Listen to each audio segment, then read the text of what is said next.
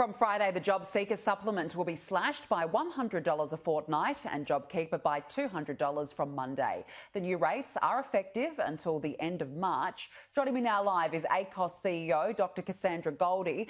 Cassandra, is this rate cut coming too soon?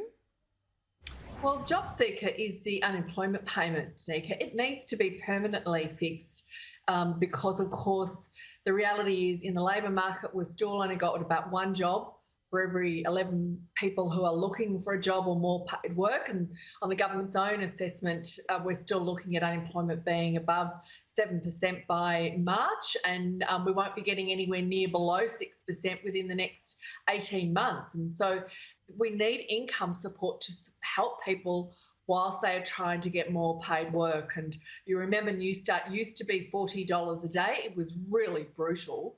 Now the government did an extraordinary first government in a long time to fix JobSeeker when they doubled the rate of it in the COVID period.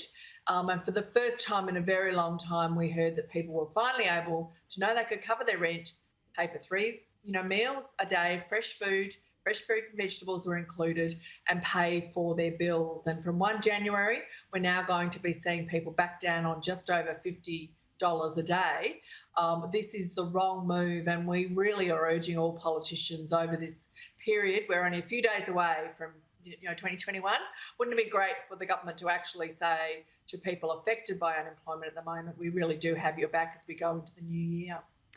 So JobSeeker will be slashed by $100 a fortnight, $200 for Jobkeeper. What do you think that the rate should be? Well, look, for Jobkeeper, obviously it is important that that is carefully phased down. We are one of those saying that we need to keep that rate where it is at the moment. That is a wage subsidy, though, and eventually we do need to transition away from that. We understand that. For JobSeeker, it needs to be permanently fixed.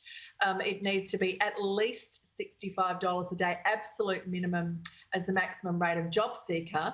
And for people who are in the private rental market or with children, we're also recommending that there are payments increased to support, because those are particularly large costs for people. I do want to highlight these are dollars that have really helped to keep the economy going. I mean, you're providing income support for people who really need it.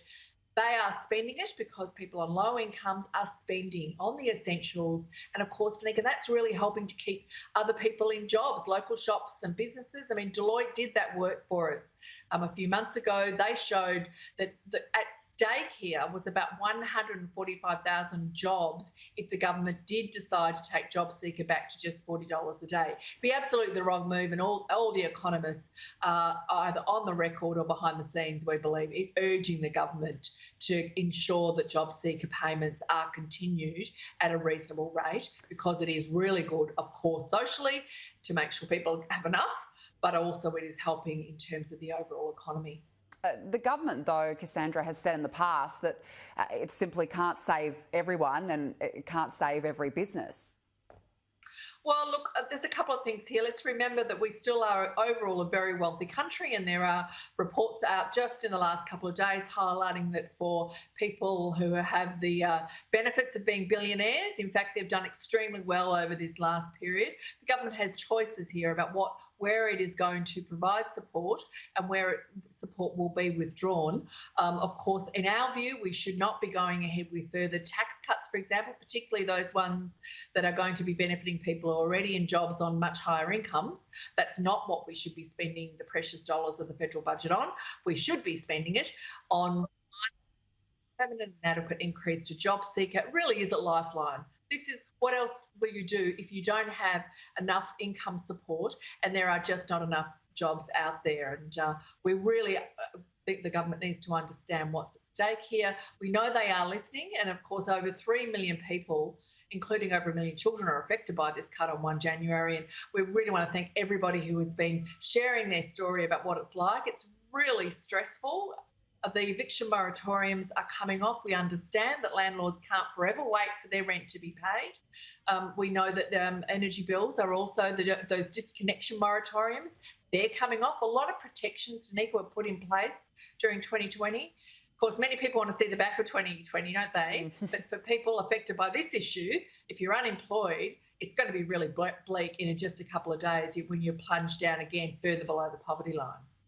Dr. Cassandra Goldie, we have to leave it there. I appreciate your time this morning. Thank you.